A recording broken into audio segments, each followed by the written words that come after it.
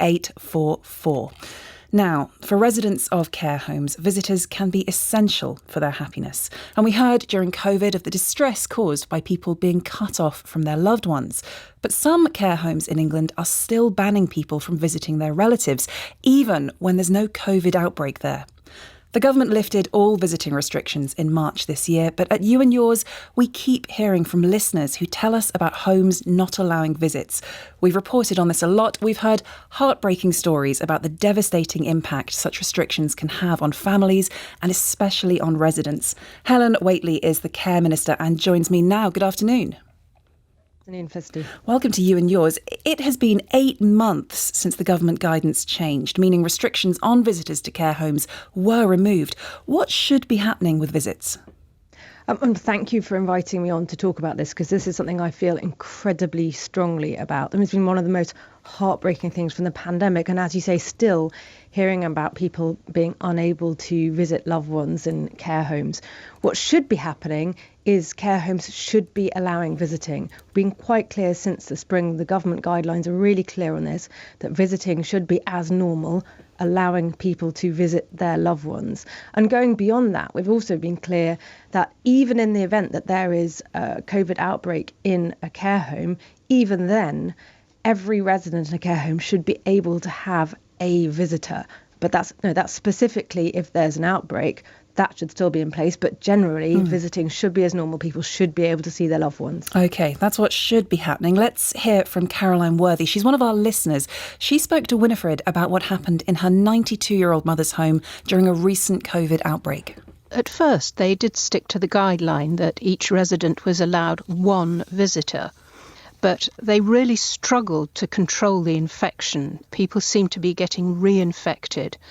And so they asked that no visitors come in because they were just trying to control the number of bodies that actually came into the building.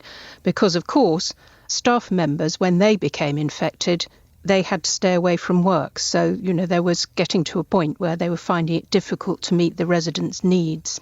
Altogether, the outbreak lasted 4.5 weeks. That's a long time. Yes. How did your mum cope with not being able to see you?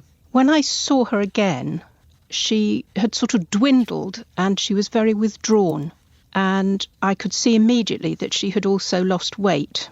As she's getting older, she needs more and more support. So, for example, I go in now every other day to help with one of her meals. So yesterday, it took 2 hours to get her to eat a small amount of lunch. So you must have feared, I suppose, that the weight loss was partly down to the fact that you hadn't been able to do that. You hadn't been allowed to do it. Yes, I think it was the issue that, of course, with every staff member that tests positive, then has to take a minimum of 6 days off. So the number of care staff was steadily falling. The residents were all being kept isolated in their individual rooms, so that the burden for the carers who were there, they just simply didn't have the time to sit for an hour with somebody feeding them a meal. Very difficult listening to that. Helen Whately, government guidance says that even in an outbreak, one visitor should be allowed in at a time. Do you have any sympathy, though, with the care home's position there, that they're trying to protect their staff from infection? So yes, as you said, even when there's an outbreak, one visitor should be allowed. To your question about sympathy for the care home, of course I understand that. In fact, I spoke to a care home manager just a couple of weeks ago who was talking about how worried he was, seeing some COVID rates had been rising in his area, and he'd been through the difficulty of the pandemic and had sadly lost residents from COVID during the peak of the pandemic, and really didn't want to get COVID in the care home again. So I can understand that. However, we've been through the pandemic. We know how important visiting is. We know that visitors can actually provide real care themselves, as we just heard about, helping at meal times. But even if they're not providing practical care, there's the emotional care. There's the importance for the resident of seeing somebody, whether it's husband, wife, sons, daughters. I've had these conversations. It's really, really important. And of course, one option for care homes is to be testing visitors if they're worried. And the last care home I visited, they asked me to do a test on arrival to check for COVID. But so the reason the guidance is there is because it's really important for people to be able to have visitors. OK, well, this isn't just about visiting restrictions during specific COVID outbreaks. Here's Helen Whately, the director of the charity the Relatives and Residents Association. Even outside of outbreaks, almost half of respondents were saying that there were visiting restrictions in place. And this is not just about keeping people safe from the virus at all costs, but it's about protecting wider well-being. And we still, I'm afraid, haven't learned the most basic lesson from this pandemic, that without the support of loved ones, people's mental and physical health suffers greatly. And undervaluing that support is dehumanising, not only for the person living in care, but also for their friends and family. Helen Whately, dehumanising. And because your guidance isn't mandatory, there are no reprisals for care homes if they do decide to impose stricter rules or visiting bans.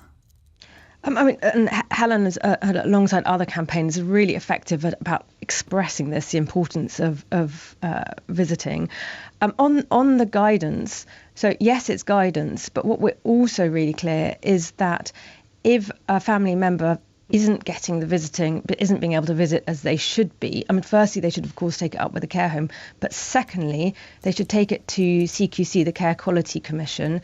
And CQC looks into these reports. They assure me that they investigate every single complaint that they hear about visiting, because they, like me, take visiting really, really seriously, really see the importance of it. If it's so important, you take it so seriously, why isn't it mandatory? I'm looking at what we can do as government to take this a step further. So first of all, we put in place guidance reacting to what we'd experienced in the pandemic. And in fact, because visiting was stopped so much during the pandemic, the guidance was about opening up. And I know that the vast majority of care homes have actually made huge efforts to enable visiting and see the importance of that. But what I'm doing now is looking at what more we need to do, because I am still hearing these reports, just as we're hearing today. And we're hearing people these not reports. Being able to see, as you say, not being able to see their family members. So I'm looking at whether, for instance, we need to go further on regulation through the CQC, what more we can do to make sure that people get those visits. I'm absolutely determined to make sure this happens. Partly as I've had the experience myself in the summer. My mother was very unwell, and actually it was in hospital, but I found I was unable to visit her.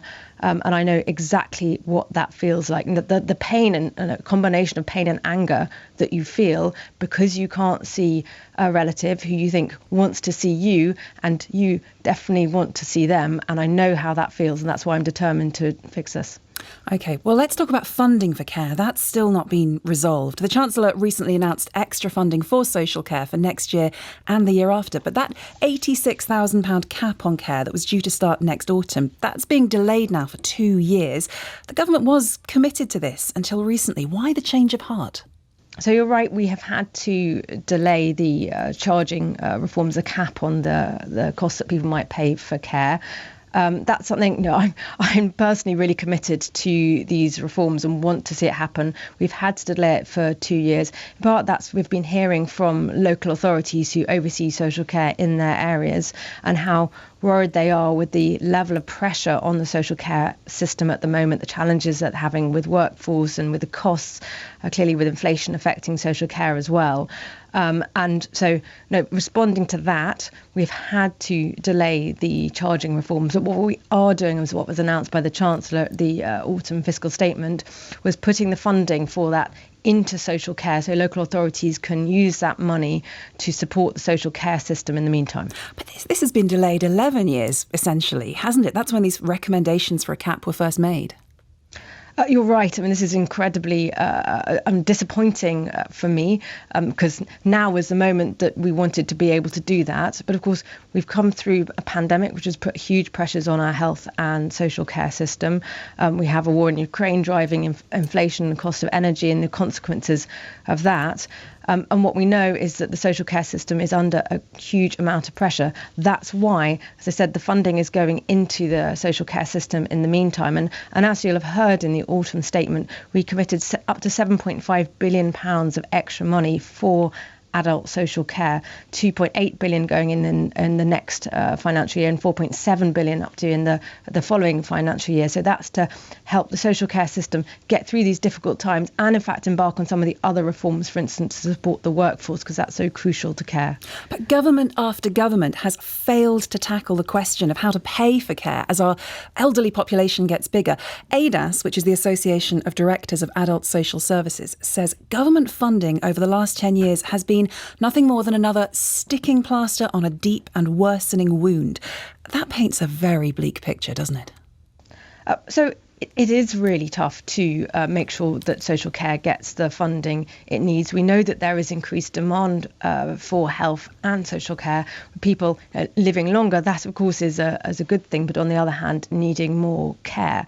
But ADAS, which represents social care leaders in local authorities, was part of the communications we got from the sector saying actually what they really wanted in the short term was the funding to help with the current system. So yes, I want to see us go ahead with the charging reform to help people who face the potentially unlimited costs of care. For instance, if somebody may suffer from dementia and might need social care for a really long time, those bills can really stack up. I still want to do that, but I've listened to the sector, government has listened, and hear the call for the extra money in the short term. Hence, as I said, the extra 2.8 billion for social care in the next financial year, 4.7 billion after that. And also what I should mention is 500 million pounds going into health and social care to help people be discharged from hospital, where we know at the moment we have people in hospital who'd be better off somewhere else being cared for, somewhere else, for instance, in their own homes. Helen Whately, thank you very much for joining us. Now, how was your